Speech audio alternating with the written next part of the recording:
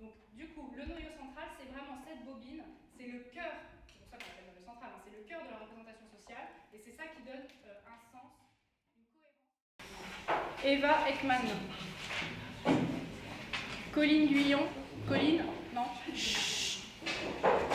Cassandre Kuxik. On fasse un petit récapitulatif là. Est-ce que vous avez vu ce que j'ai posté sur le groupe Facebook? Les fiches récap là.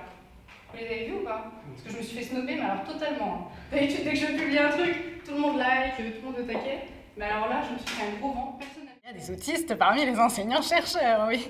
Je pense même qu'il y en a pas mal, parce que c'est quand même un métier assez particulier. Voilà, donc, la recherche, ça demande quand même un travail intellectuel important, ça demande vraiment d'être spécialiste dans un sujet bien particulier, c'est un travail qui souvent se fait en solitaire. Je pense que ça nous correspond bien, quoi, ça nous va bien, ce genre de boulot. Sur une des fiches, en fait, j'ai essayé de résumer ce que c'est qu'une représentation sociale. Souvenez-vous ce que vous avez vu au premier cours. Donc la représentation sociale, c'est à la fois un produit et un processus. Vous vous souvenez de ça ou pas? Un produit et un processus. Aujourd'hui, du coup, ma situation à moi, elle est un peu particulière parce que je suis en reprise d'études, donc je suis en doctorat. Et en parallèle, en tant que doctorante, il m'est offert la possibilité de pouvoir donner des cours aux étudiants de psychologie, et plus particulièrement en psychologie sociale. Donc du coup, je suis ce qu'on appelle vacataire, comme d'autres doctorants, ça n'a rien d'exceptionnel. Je suis vacataire et je donne des cours de TD à des élèves en première année en psychosocial. Je ne l'aurais pas dit parce que je vois pas trop bien ce que ça aurait changé. Enfin, c'est comme si j'arrivais et que je leur disais « bon, bah, je suis gay ». Enfin, voilà, c'est pas ça. Ça n'a pas lieu d'être, voilà. Après, aujourd'hui, ils le savent parce qu'on a fait une conférence à la fac avec d'autres collègues autistes il y a quelques semaines, donc maintenant, bah, forcément, ils le savent. Le A. Produit avec un contenu et une structure. Les éléments du système périphérique sont instables, sont individuels et sont hétérogènes, ok? Chut.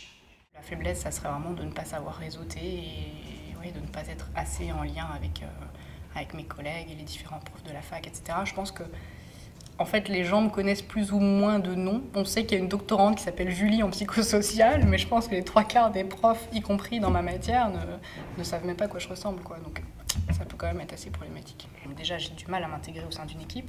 Et au-delà de ça, pour avoir un poste plus tard, c'est important aussi de savoir réseauter.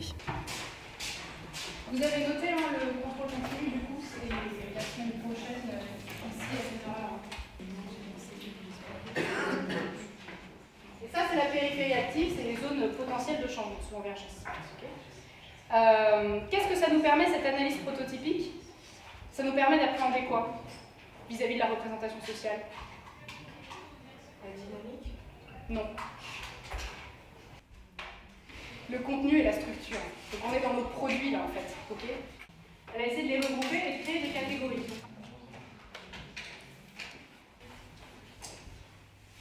Il n'y a pas d'autres personnes qui veulent participer là? J'adore ça, j'aime beaucoup transmettre et parler des sujets qui m'intéressent. Je peux en parler pendant des heures, donc et voilà, la psychosociale c'est vraiment une discipline qui est passionnante, donc moi j'adore faire cours.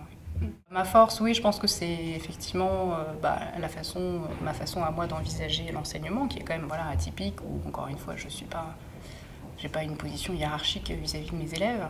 Et mon autre force, c'est certainement mon hyperfocalisation, quoi, ma capacité à m'immerger complètement dans un sujet et à ne faire que ça, à ne penser qu'à ça, à ne rêver que de ça. Voilà. Je pense aussi que j'ai une bonne étoile et que j'ai eu beaucoup de chance. Donc voilà, après, rien n'est gagné, hein, c'est juste un poste de vacataire et si plus tard je vais être maître de conférence, le chemin est long et voilà. Donc moi je me vois encore comme étant quand même dans une situation assez précaire.